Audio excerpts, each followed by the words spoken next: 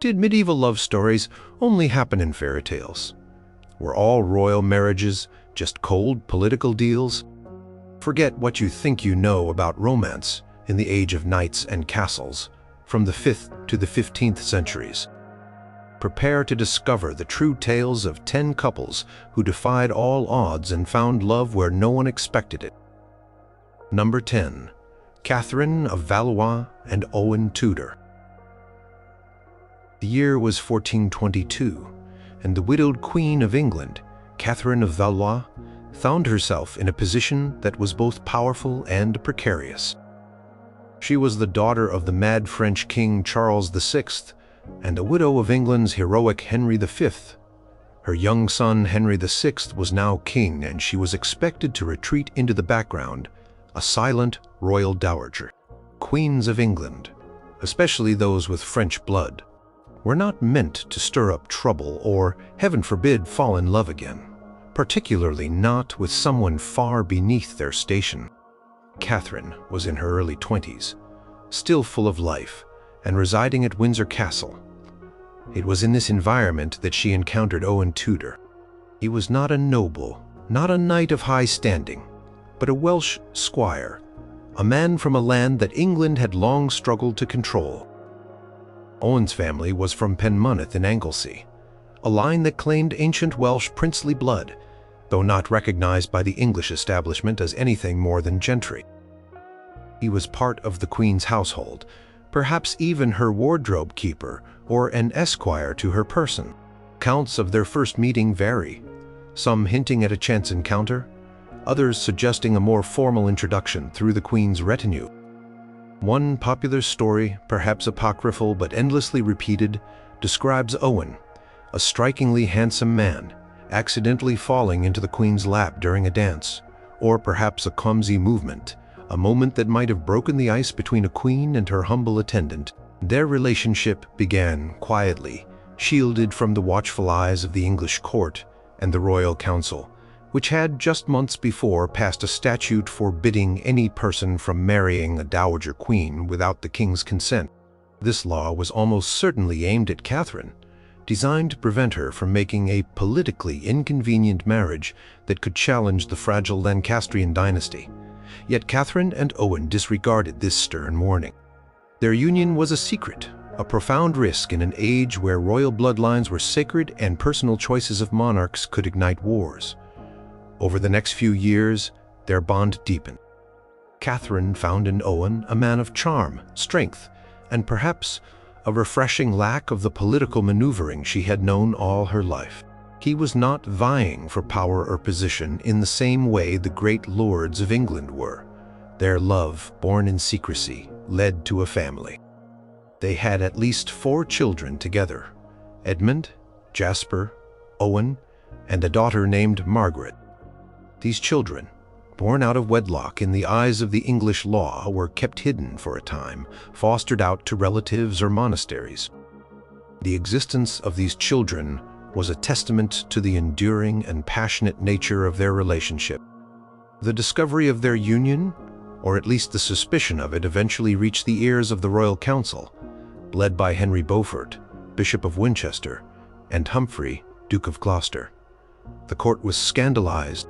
A dowager queen, mother of the king, openly defying royal decree and marrying a commoner, a Welshman no less. It was a grave insult to royal dignity and a potential threat to the stability of the kingdom. Catherine was eventually separated from Owen and her children. She was sent to Bermondsey Abbey, perhaps not as a prisoner, but certainly under a form of house arrest. Her health failing, Owen Tudor, for his part, was arrested and imprisoned. He faced accusations of treason, though these charges were vague and likely rooted in the simple fact of his marriage to the Queen. He endured several escapes and recaptures, showing a spirit of defiance. Despite the harsh realities of their separation, Catherine and Owen's bond remained unbroken. Even from her confinement, Catherine attempted to intercede for him, sending him messages of support. Catherine died in 1437, likely from an illness related to childbirth or the stresses of her later life. Her death left Owen free, but not without consequence. He faced continued harassment, but the children of his union with Catherine were now acknowledged, albeit with an initial stigma. Their son, Edmund Tudor, was eventually legitimized by his half-brother, King Henry VI. He was created Earl of Richmond and married Lady Margaret Beaufort, a descendant of Edward III. This marriage produced a son, Henry Tudor, who would one day claim the throne of England and found the Tudor dynasty, one of the most powerful and celebrated lines of English monarchs. The marriage of Catherine of Valois and Owen Tudor was a love match that began in defiance and secrecy, an unlikely union between a queen and a commoner. It faced severe political opposition, resulted in the separation of the couple, and caused scandal in its time. Yet, their personal bond created a legacy that would reshape the course of English history, proving that love, even when born in the shadows, could lead to extraordinary and lasting consequences. Number 9. Elizabeth Woodville and Edward IV of England. The year is 1464, and England is torn apart by the Wars of the Roses. On one side, the Lancastrians, represented by the feeble King Henry VI and his fierce queen, Margaret of Anjou. On the other, the Yorkists, led by the handsome and Medoc King Edward IV, who had just claimed the throne after years of bloody conflict. Edward was young, strong, and every inch the ideal knight king. He was also famously fond of beautiful women, and it was widely expected that he would make a politically advantageous marriage to a European princess, solidifying alliances and bringing peace to his fractured kingdom. But Edward IV had other ideas that shocked his court and sent ripples of disbelief across Europe. He fell deeply in love with a woman who was everything a prospective queen was not supposed to be, Elizabeth Woodville. She was not a princess, not a powerful foreign noble, and certainly not a virgin. Elizabeth was a widow with 2 young sons from her previous marriage to Sir John Grey, a Lancastrian knight who had died fighting against Edward's own forces at the Second Battle of St. Albans. Her family, the Woodvilles, while well-connected, were considered mere gentry, far below the ancient noble houses of England. They were not wealthy, and certainly not influential enough to provide significant dowry or political backing for a king. The story of their meeting is romanticized, but rooted in historical accounts. Elizabeth, a woman of striking beauty with long blonde hair and a graceful demeanor, approached King Edward directly to petition for the return of her deceased husband's lands for her sons. She found the king in a hunting lodge, or perhaps under an oak tree. Edward, captivated by her charm and beauty, quickly made advances. Elizabeth, however, famously resisted his attempts to make her his mistress, declaring that she was not worthy to be his queen, but certainly too good to be his concubine. Her steadfast virtue, combined with her undeniable allure, only intensified the king's infatuation.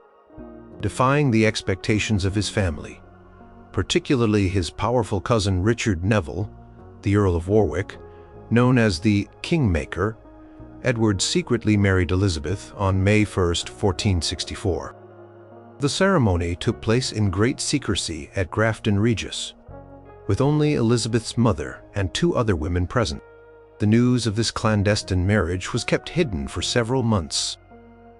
When it was finally revealed in September of that year, the court erupted in scandal and outrage. Warwick, who had been negotiating a French marriage for Edward, felt deeply humiliated and betrayed. The great lords of England were furious that their king had chosen a commoner, and a Lancastrian widow at that, over a politically advantageous alliance. Despite the uproar, Edward stood by his choice. Crowned Elizabeth Queen at Westminster Abbey in 1465, an act that further cemented her position and, by extension, the Woodville family's rapid rise. The Woodvilles, once minor gentry, quickly gained power and influence at court, much to the resentment of the established nobility. Elizabeth's father, Richard Woodville, was elevated to an earl and became Lord High Treasurer, while her numerous siblings secured advantageous marriages and positions. This rapid ascent fueled intense animosity among the old guard, particularly from Warwick, who felt his own power diminishing. The marriage, while politically controversial, appears to have been genuinely affectionate. Edward and Elizabeth had 10 children together, including 2 sons, the princes in the Tower, and 5 daughters who survived to adulthood.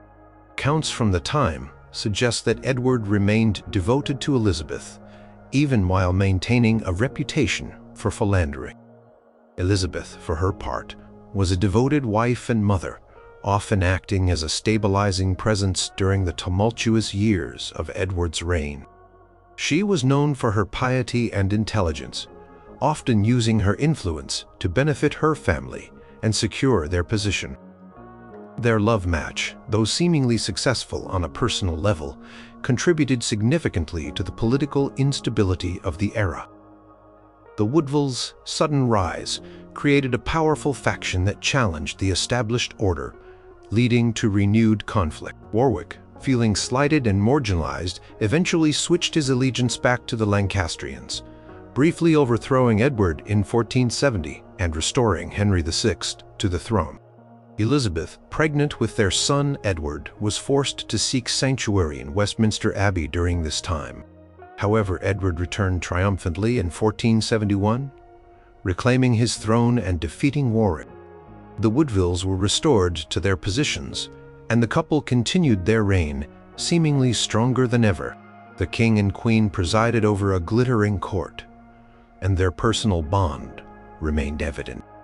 Edward's will, a document typically focused on political bequests, contained affectionate provisions for Elizabeth and their children, a testament to his continued devotion. The death of Edward IV in 1483 plunged Elizabeth and her children into a new crisis.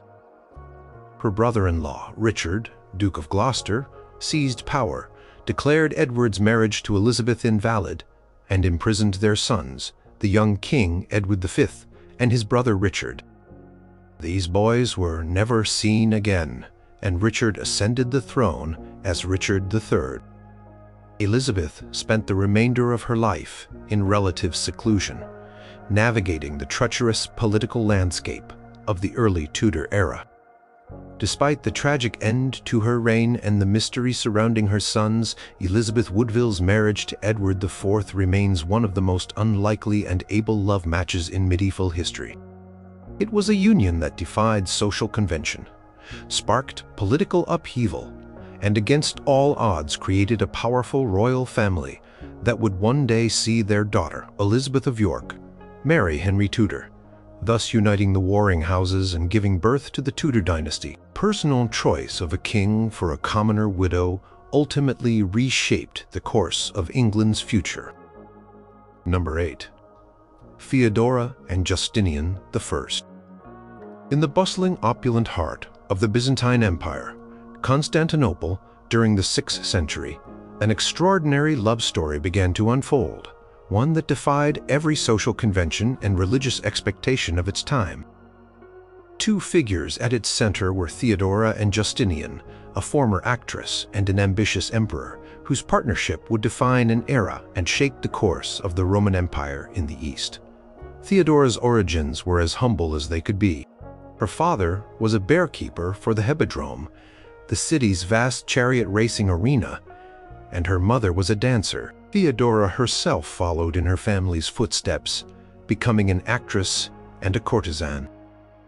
In Byzantine society, actresses were often viewed with disdain, considered to be of the lowest social standing. They were seen as immoral, their profession placing them outside the bounds of respectable society. Theodora's youth was marked by a life of public performance, travel, and a certain notoriety. Her sharp wit, stunning beauty, and commanding presence were undeniable, even in such a disreputable profession. Justinian, on the other hand, was born into a peasant family in Illyricum, but his fortunes changed dramatically when his uncle Justin rose through the ranks of the military to become emperor. Justinian, intelligent and highly ambitious, became his uncle's closest advisor, effectively ruling the empire in his name, even before formally taking the throne. He was a man of intense piety, immense learning, and a vision for restoring the glory of the Roman Empire. The idea that a man of his standing and character would consider a woman like Theodora for a wife seemed utterly preposterous to everyone at court. Their paths crossed in Constantinople, likely through the vibrant, bustling life of the capital, where all levels of society converged. Justinian became utterly captivated by Theodora. Her intelligence, her force of personality, her understanding of human nature, and her sheer determination shone through her unconventional background. She was more than just a beautiful face. She possessed a keen mind and an unwavering spirit. Justinian, despite his moral rectitude and his aristocratic advisors' disapproval, found himself deeply in love. However, a significant obstacle stood in their way: the law. Roman law explicitly forbade men of senatorial rank from marrying women who had been actresses or prostitutes. This was a direct barrier to Justinian's desire to make Theodora his lawful wife. Justinian's uncle, Emperor Justin, was reportedly hesitant to allow such a union due to the scandal it would cause. But Justinian, unwavering in his decision, eventually persuaded his uncle to change the law itself. A new edict was issued, allowing such marriages, paving the way for Theodora to become Justinian's empress. They married around 525 CE, and when Justinian ascended to the throne in 527 CE, Theodora was crowned Augusta, Empress of the Roman Empire. Alongside him, this was not a symbolic title. Theodora was a full and active partner in Justinian's reign, wielding immense power and influence. She attended imperial councils, corresponded with foreign envoys, and advised her husband on matters of state, law, and religion. Her opinions were not just heard, they were often decisive. Their partnership was put to the ultimate test during the Nika riots of 532 CE. This was a massive uprising in Constantinople, sparked by chariot racing factions, but quickly escalating into a full-scale rebellion against Justinian's rule. The imperial palace was besieged, much of the city was set ablaze, and Justinian and his advisors, despairing, prepared to flee. It was Theodora who, in a famous speech recorded by the historian Procopius, rallied her husband and his court. She declared that royalty was a glorious shroud, and she would rather die as an empress than live as an exile. Her courage shamed Justinian into action. His general, Belisarius, then crushed the revolt, saving the empire and solidifying Justinian's rule. Theodora's influence extended beyond politics. She championed the rights of women, working to change laws that protected prostitutes from forced servitude, granting them legal protections and establishing convents where former prostitutes could find refuge and rehabilitation. She supported laws that increased women's rights in marriage and divorce, and made it more difficult for men to abandon their wives. She was also a devout Christian, involved in theological debates and supporting the Monophysite faction, sometimes clashing with Justinian's own Chalcedonian views, yet they maintained a respectful dialogue. Their marriage, despite its unconventional beginnings, was deeply loving and interdependent. Justinian rarely made a major decision without consulting Theodora. Procopius, though often critical of Theodora, acknowledged her extraordinary intelligence and influence.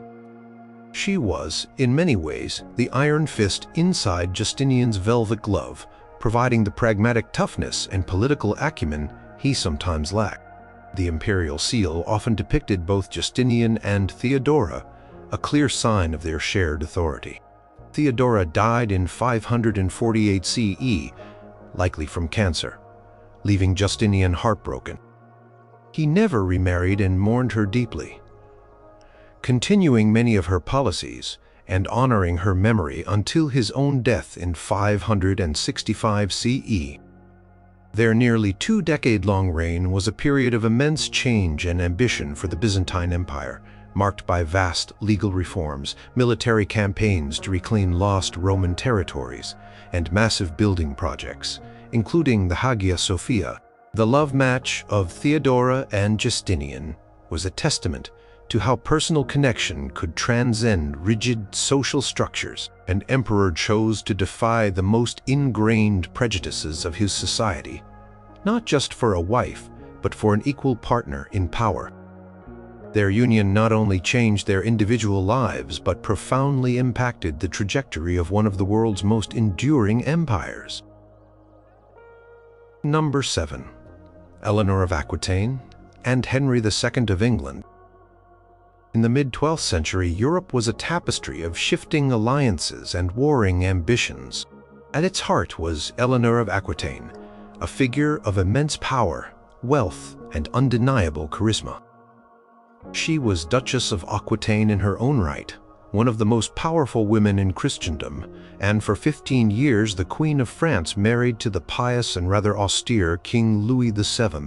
Their marriage had been difficult, marked by political disagreements, personal incompatibility, and crucially a failure to produce a male heir for France. In 1152, after a long, often tempestuous union, their marriage was annulled on grounds of consanguinity, leaving Eleanor at around 30 years old, a powerful, wealthy, and highly desirable widow. Within weeks of her annulment, the formidable Eleanor made a shocking choice. She married Henry Plantagenet, Count of Anjou and Duke of Normandy.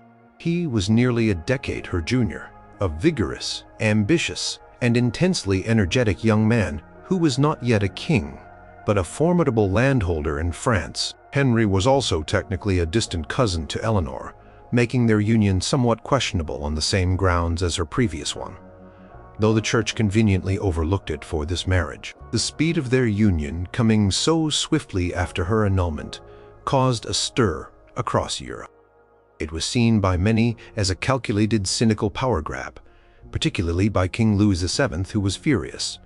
The unlikeliness of this match lay in several factors. Eleanor was older, already a divorced queen, and independently powerful. Henry was a rising star, a man known for his boundless energy and ambition, but still subject to the traditional view of women as subservient. Yet, their union was not just political. It was a powerful partnership that reshaped the map of Europe. With Eleanor's vast territories of Aquitaine added to Henry's existing lands, their combined holdings stretched from the Scottish border to the Pyrenees, forming the Angevin Empire, a sprawling dominion that dwarfed the King of France's own direct lands. Their early years together were marked by intense activity and, seemingly, a strong personal bond. They campaigned together, traveled extensively across their vast empire, and rapidly produced children. Within 13 years, Eleanor bore Henry 5 sons and 3 daughters, including the future kings Richard the Lionheart and John. This prolific childbearing was crucial for securing the succession and demonstrating the strength of their new dynasty. Henry, a man of incredible drive, relied on Eleanor's intelligence, political acumen, and knowledge of Aquitaine, which was often restless under Norman rule. She ruled her ducal lands with a strong hand, acting as Henry's vice-regent and a formidable political force in her own right. Eleanor was no shrinking violet. She was a woman of culture, intelligence, and immense political skill, honed during her years as Queen of France. She brought the vibrant, chivalrous, courtly culture of Aquitaine to England, transforming the often brutish Norman court. Henry, for his part, was a brilliant administrator and warrior, but also famously short-tempered and often unfaithful. Their strong personalities, which initially seemed to complement each other, eventually led to friction. The marriage, while initially a powerful and productive partnership, became strained over time, especially after the birth of their many children. Henry's open infidelities, particularly with his mistress, Rosamund Clifford, deeply angered Eleanor. More significantly, their differing views on the governance of their vast empire and Henry's refusal to grant his sons any real authority created deep resentments.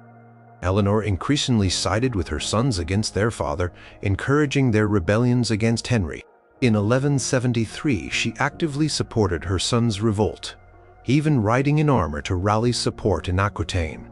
This act led to her capture by Henry's forces.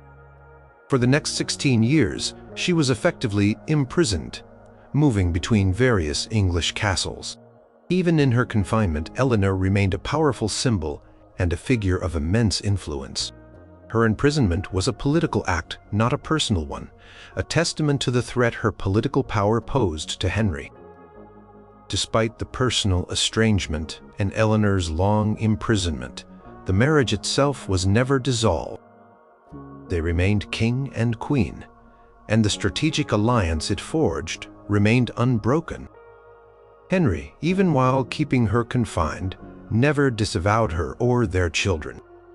When Henry died in 1189, Eleanor, now in her late 60s, was immediately released by her son Richard the Lionheart, who became king.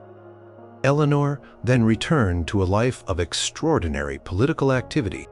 She acted as regent for Richard while he was on crusade, ruled England with a firm hand, negotiated his ransom, and campaigned tirelessly for his release.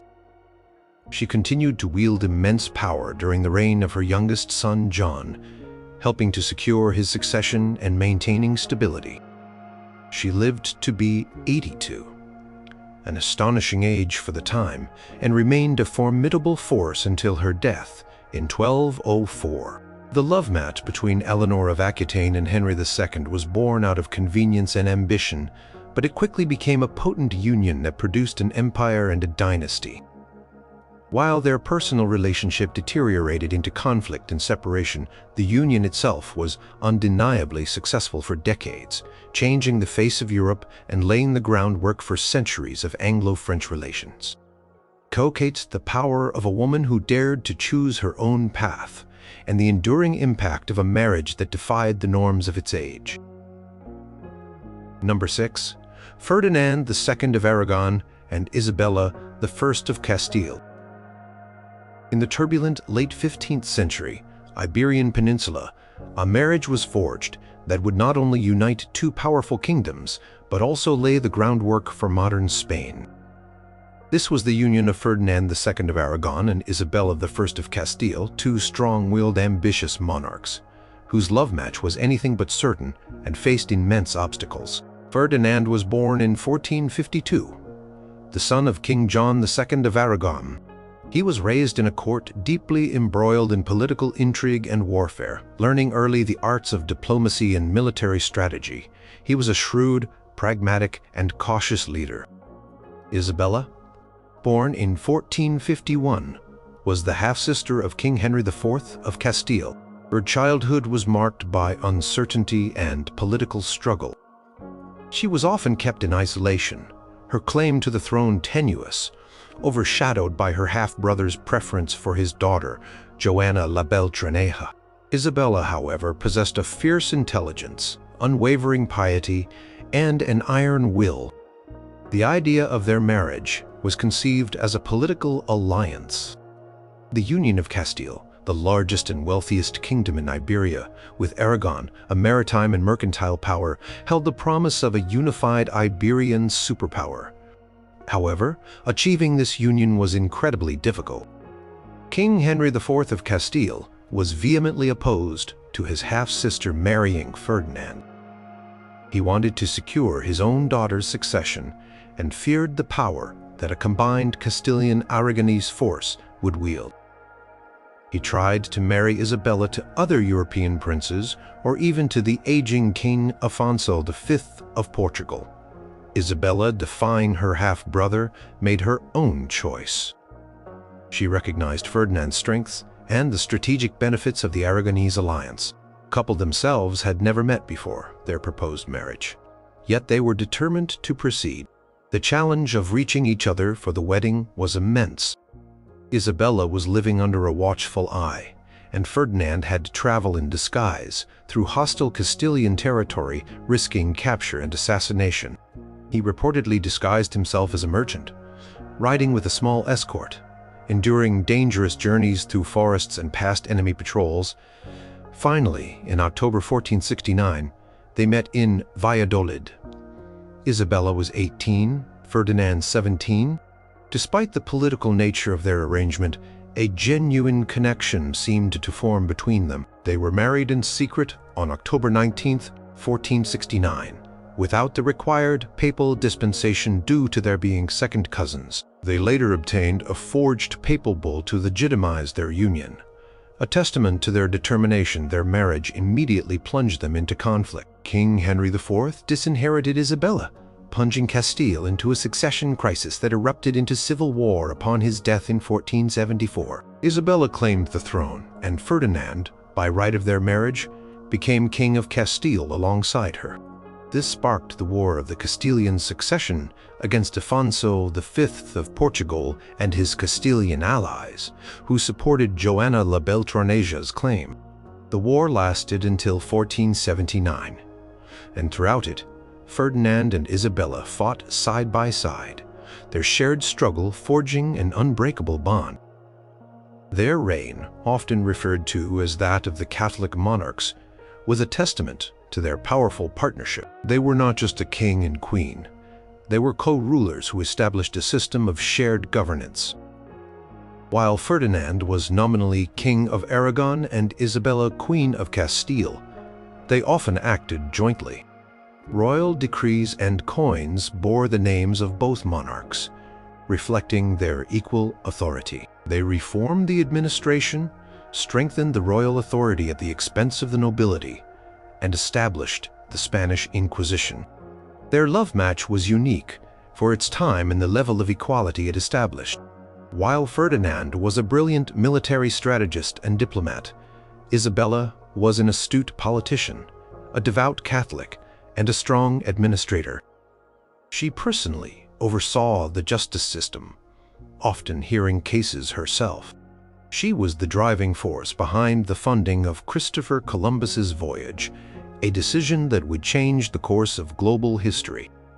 Their personal correspondence reveals a deep respect and affection for each other, even when they were apart, managing different parts of their kingdoms. Chroniclers of the era noted their deep affection and mutual reliance.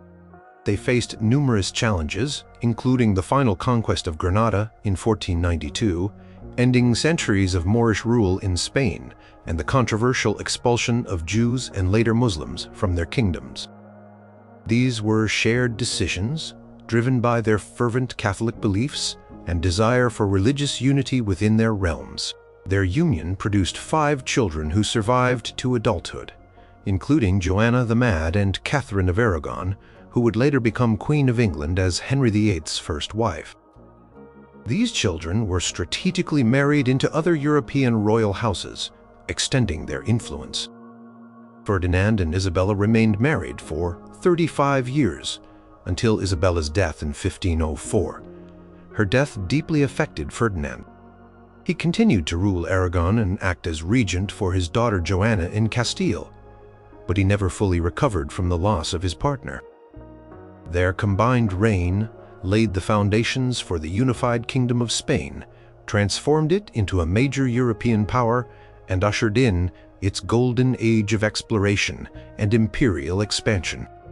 The marriage of Ferdinand II and Isabella I was a highly political arrangement, fraught with danger and opposition from its inception. Yet it blossomed into a profound personal and political partnership, founded on mutual respect, shared ambition, and what appeared to be genuine affection.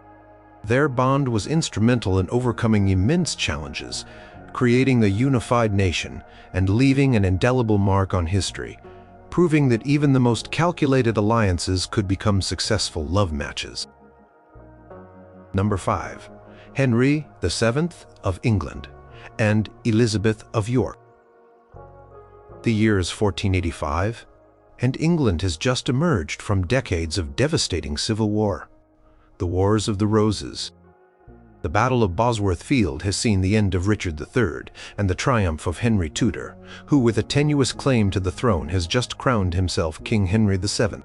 To truly secure his reign and bring peace to a fractured nation, Henry knew he needed more than military victory. He needed to unite the warring houses of Lancaster and York. The solution was a marriage to Elizabeth of York, the eldest daughter of the late King Edward IV and the niece of the defeated Richard III. On the surface, this was the ultimate political marriage. Elizabeth was the most prominent surviving heir of the House of York, while Henry represented the Lancastrian claim. Their union was a strategic imperative promised by Henry even before Bosworth to gain Yorkist support for his invasion. Many expected a cold, formal relationship, a mere alliance of convenience between former enemies. Henry, after all, had just deposed and killed Elizabeth's uncle. Potential for animosity, suspicion, or even outright resentment was immense. Elizabeth of York had endured a traumatic youth. She had been the daughter of a king, then seen her father die, her brothers disappear, and her family stripped of their rights. She had been declared illegitimate, and her mother, Elizabeth Woodville, sent into sanctuary. She was a pawn in a brutal power game, a symbol of the Yorkist claim to the throne. Henry, a cautious and somewhat paranoid man, was keenly aware of the symbolic power Elizabeth held. Despite the highly political nature of their union and the expectation of a distant formal relationship, something unexpected happened. Their marriage, which took place in January 1486, just 5 months after Henry's victory at Bosworth, appears to have blossomed into a genuinely affectionate and respectful partnership. Contemporary accounts and later historical interpretations suggest a growing personal connection between the king and queen. Henry, ever the pragmatist, initially delayed Elizabeth's coronation, perhaps to ensure his own claim, was seen as independent of hers. However, once she was crowned in November 1487, with much pomp and circumstance, it signaled her established place as queen and the union of the two houses.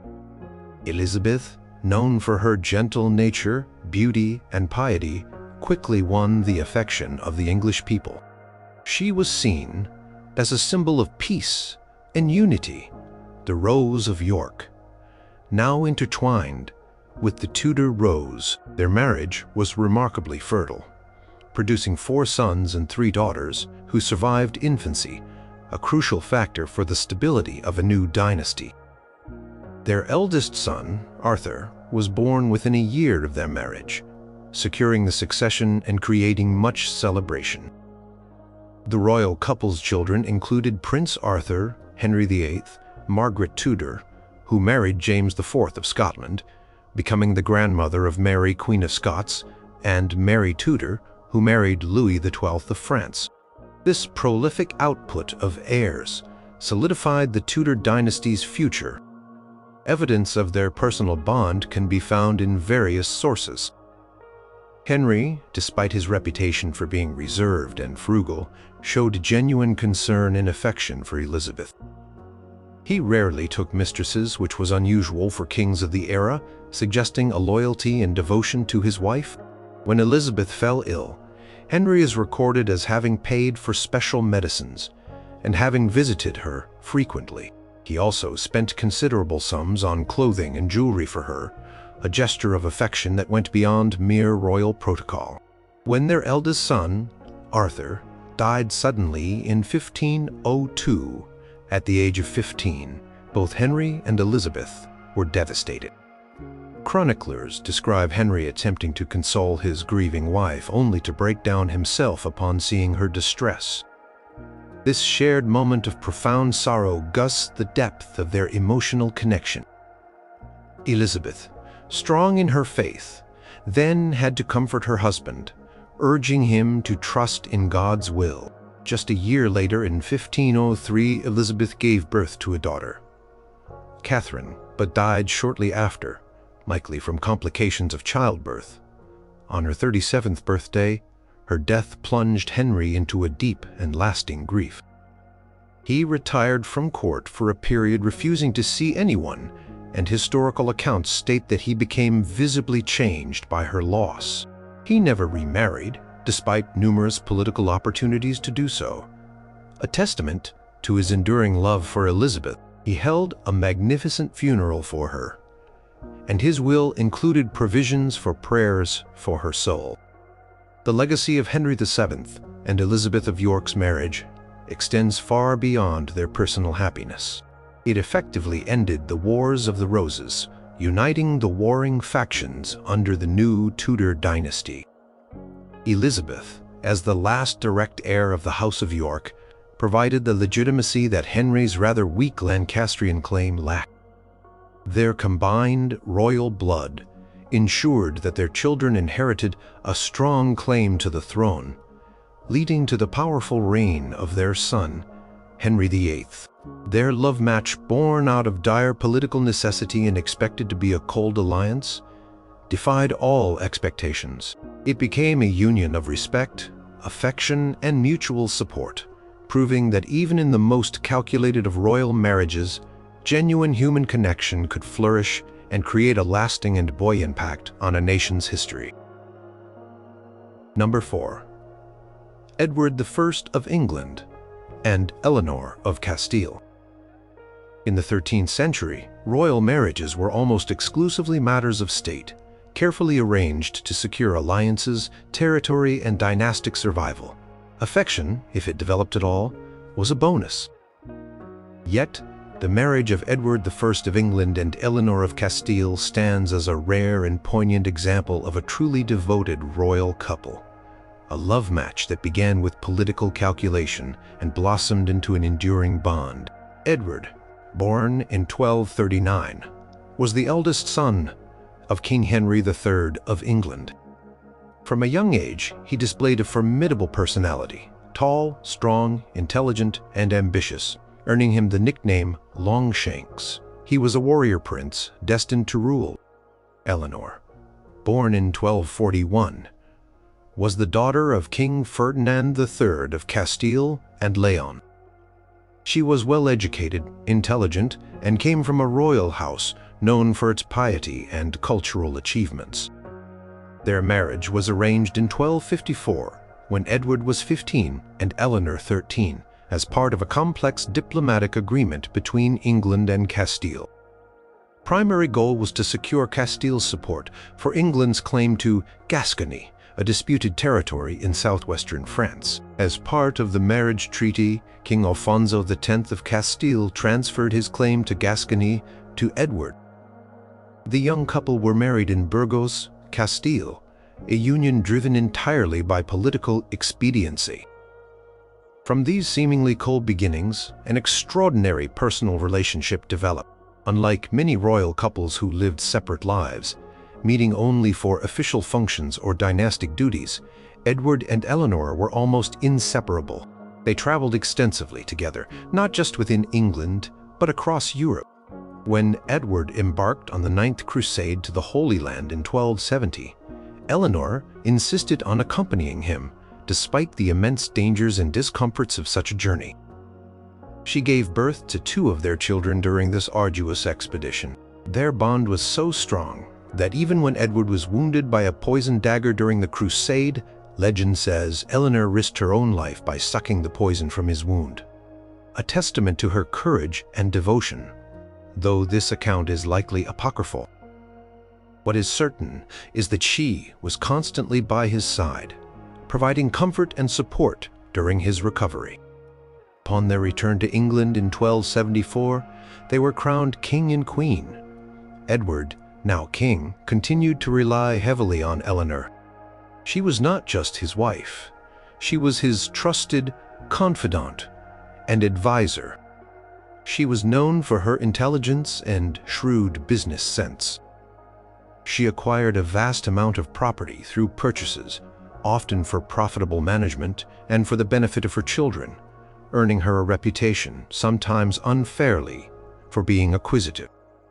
However, Her actions were likely undertaken to secure the financial independence of her household and ensure the future of her large family.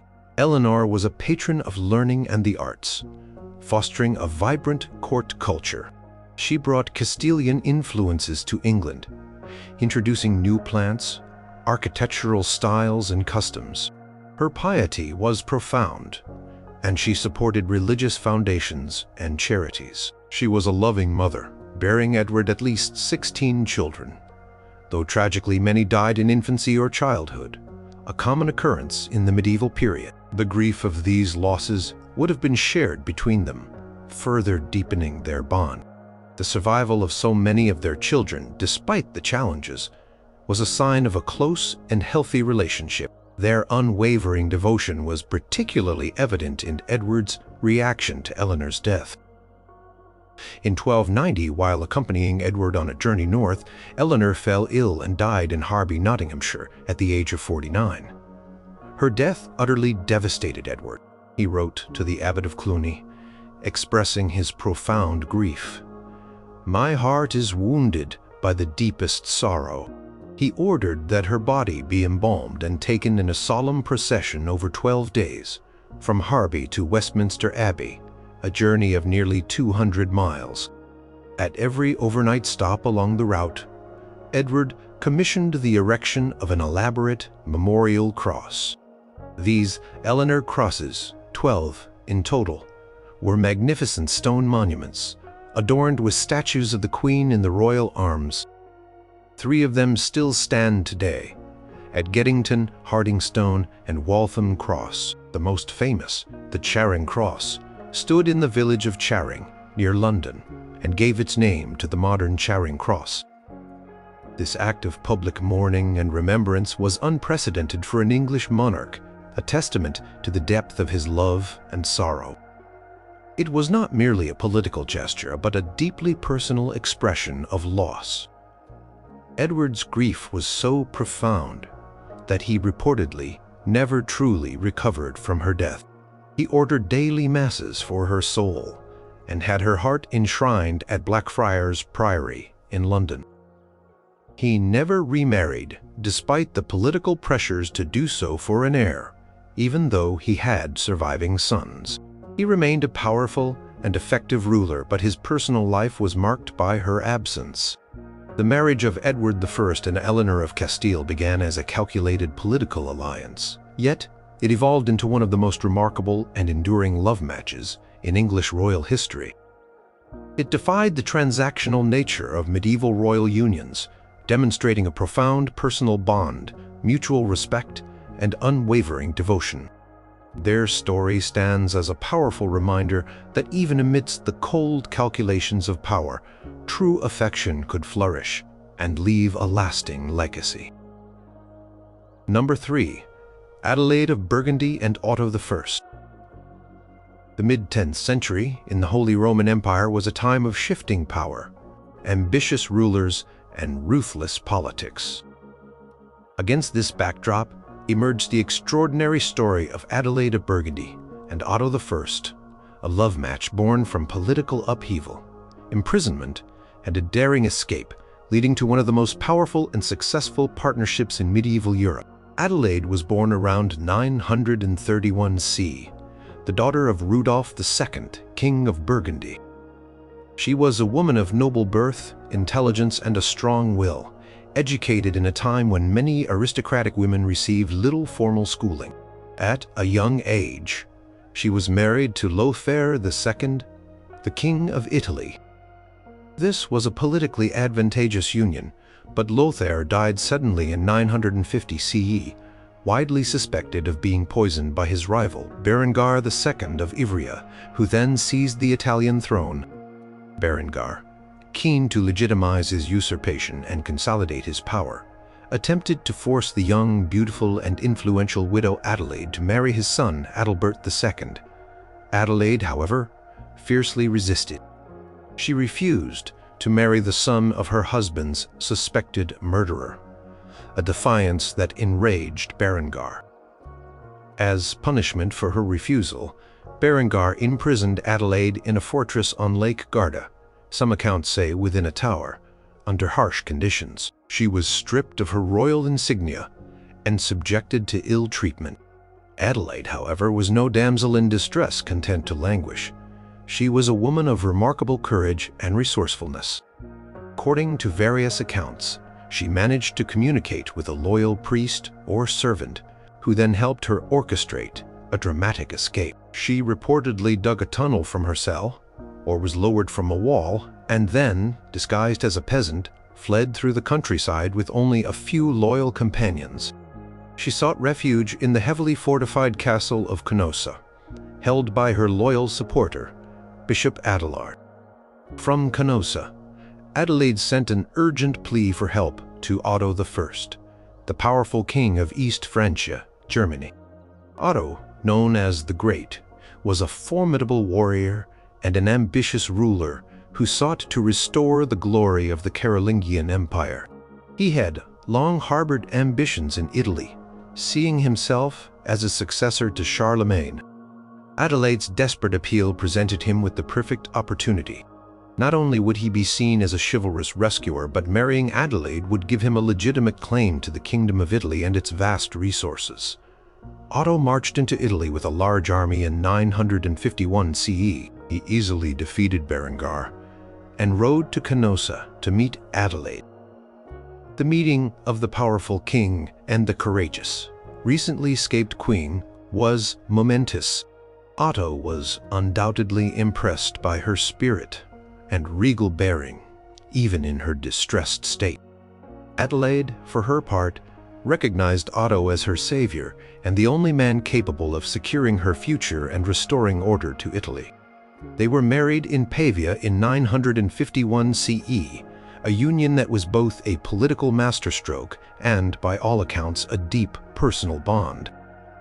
Adelaide brought to the marriage not just her claim to Italy, but also her intelligence, charm, and strong political instincts.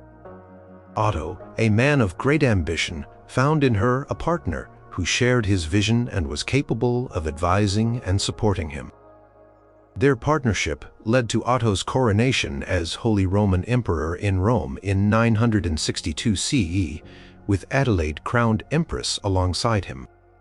She was the first Empress of the newly revived Holy Roman Empire, a title that reflected her significant role in its establishment, as Empress Adelaide was an active and influential participant in Otto's reign. She accompanied him on his many campaigns and journeys throughout his vast empire, serving as regent in Italy when he was in Germany, and vice versa. Her knowledge of Italian affairs was invaluable to Otto. Adelaide was a renowned patron of the church and monastic reforms. She founded numerous abbeys and convents, supported scholars, and was known for her piety and charity. She was also a shrewd diplomat, engaging in correspondence with other European rulers and even influencing the succession of her homeland, Burgundy. She bore Otto a number of children, though only one. Otto II survived to adulthood, becoming their heir and continuing the Ottonian dynasty. Their marriage endured for over 2 decades, until Otto's death in 973 CE. She remained a powerful figure even after his death, serving as regent for her young grandson Otto III and continuing to wield significant influence in the empire. She was a formidable matriarch, navigating the complex politics of the imperial court with skill and determination. She was deeply mourned upon her death in 999 CE and was canonized as a saint. The love match between Adelaide of Burgundy and Otto I was forged in the crucible of political conflict and personal danger. It was an unlikely union between a widowed, imprisoned queen and a powerful foreign king, driven by ambition and circumstance. Yet, it evolved into a deeply successful personal and political partnership that laid the foundations for the Holy Roman Empire and left an indelible mark on European history, proving that even the most dramatic beginnings could lead to a lasting and powerful bond. Number 2. Harold Godwinson and Edith Swan. In the mid-11th century, England was a land of shifting loyalties and competing powers, on the cusp of a Norman invasion that would forever change its destiny. Amidst this tumultuous period, the most powerful man in England, Harold Godwinson, formed an enduring and deeply devoted relationship with a woman known to history as Edith Swan Neck, or Edith the Fair. Their love match was an unlikely one, defying the conventions of formal marriage recognized by the Church, yet proving a profound and lasting bond. Harold Godwinson was the son of Earl Godwin, the most powerful magnate in England under King Edward the Confessor. Harold himself rose to become Earl of Wessex, effectively controlling the kingdom, and was widely regarded as the heir apparent to the childless king. He was a skilled military commander, a shrewd politician, and a Modoc leader. His position demanded a politically advantageous marriage, ideally to a woman of high noble birth, perhaps even a continental princess to solidify alliances. Edith Swan Neck, however, was not of the highest aristocracy. Her background is somewhat obscure, but she was likely of a prominent Anglo-Saxon family, possibly even a Dane by ancestry, but certainly not a princess or a queen from a foreign land. Her epithet, Swan Neck, points to her legendary beauty, perhaps referring to her elegance or fair complexion, a detail that hints at her physical attractiveness. Their relationship began before Harold became king, at a time when he was already immensely powerful. They were married, more Danico, in the Danish manner, or by Danish custom. This was a form of customary marriage recognized by Anglo-Saxon law and society, but not by the burgeoning authority of the Roman Catholic Church, which increasingly championed formal sacramental unions. It was essentially a common law marriage, often involving a public exchange of vows and property, but without the full ecclesiastical blessing.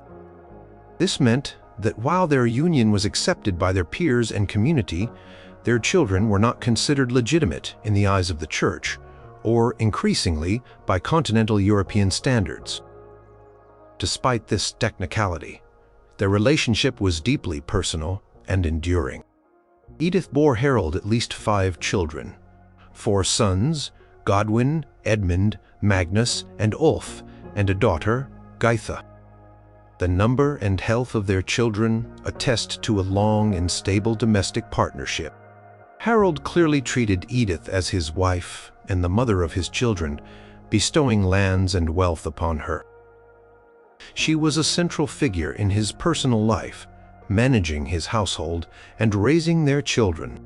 When Harold became King of England in January 1066, following Edward the Confessor's death, the political pressures on him intensified.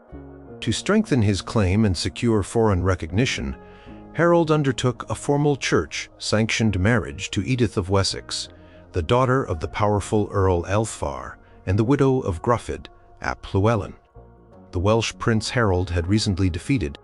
This marriage was a strategic move designed to forge an alliance with Mercia and Northumbria, powerful earldoms in England.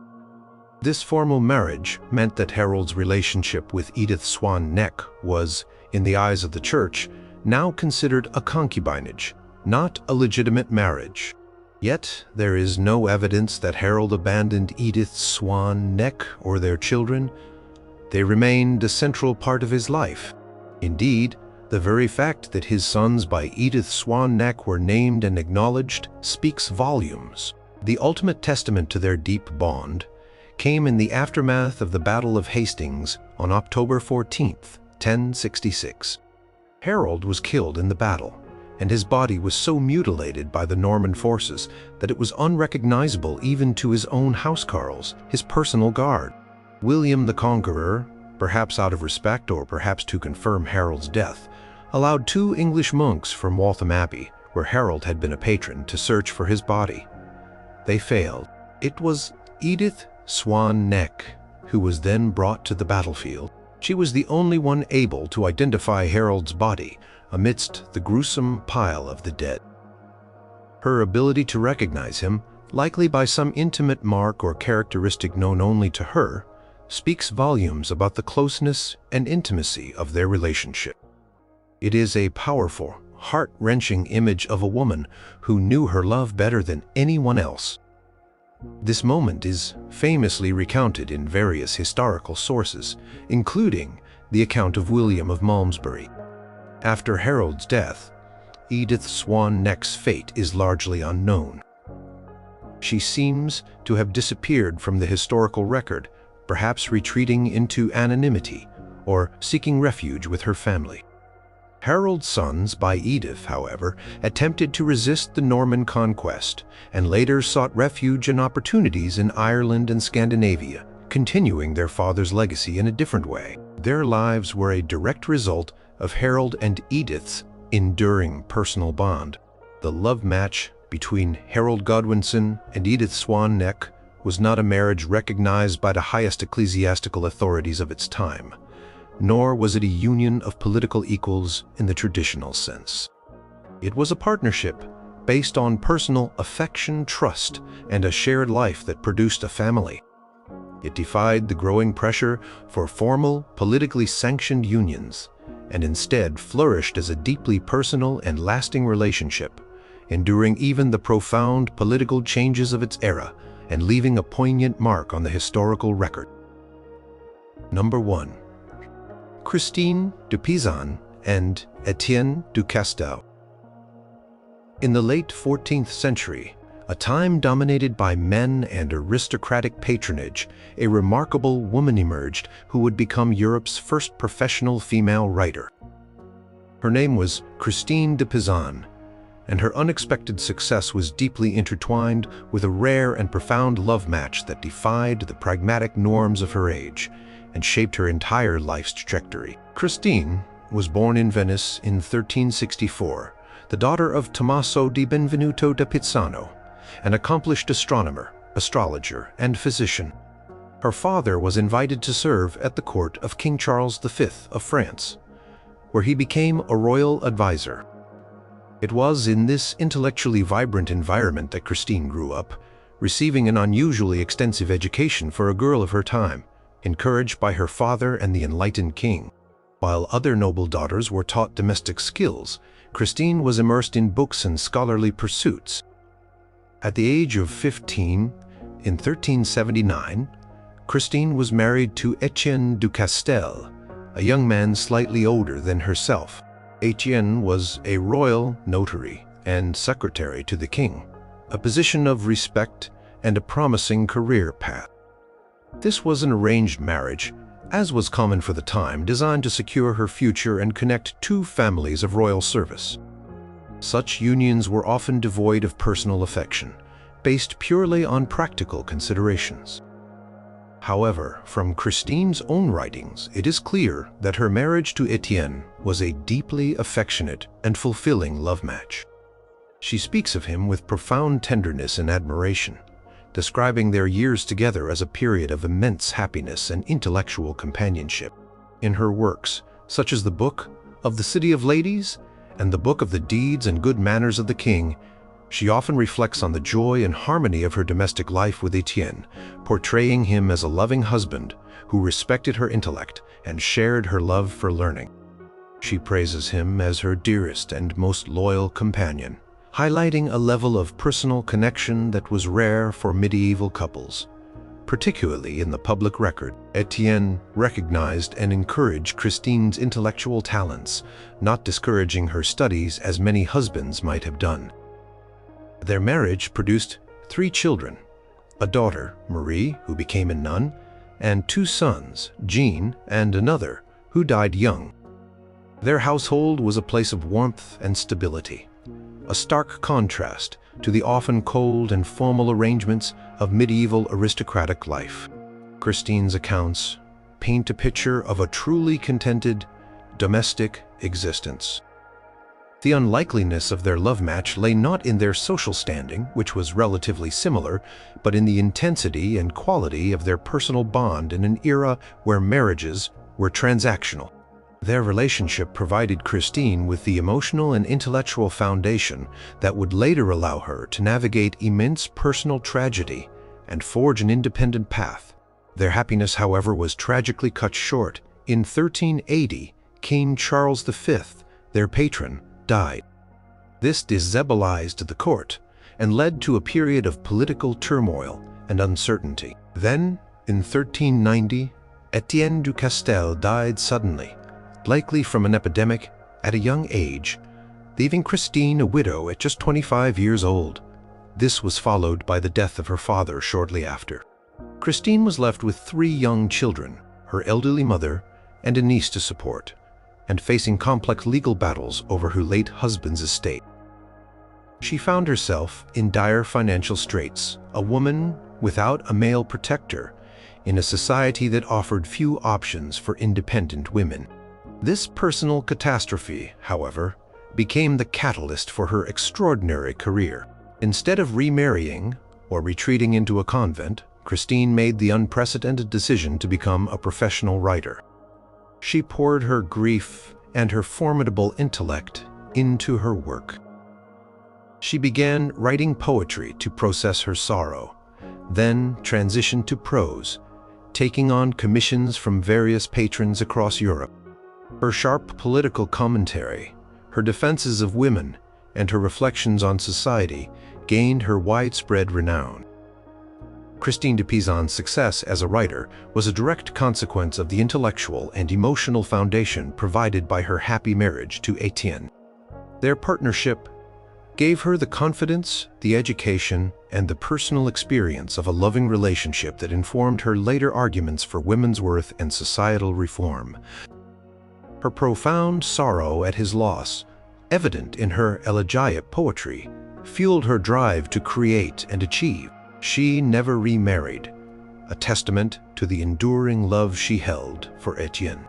The love match between Christine de Pisan and Etienne du Castel was not marked by grand political upheavals or social climbing, but by a deep, mutual affection and intellectual companionship that was rare and precious in the medieval period. Their brief but intensely happy union provided the emotional and intellectual bedrock for Christine to overcome devastating personal tragedy and become a groundbreaking figure in literary history, proving that the most profound love can be found in the quiet moments of shared life and endure beyond its physical presence.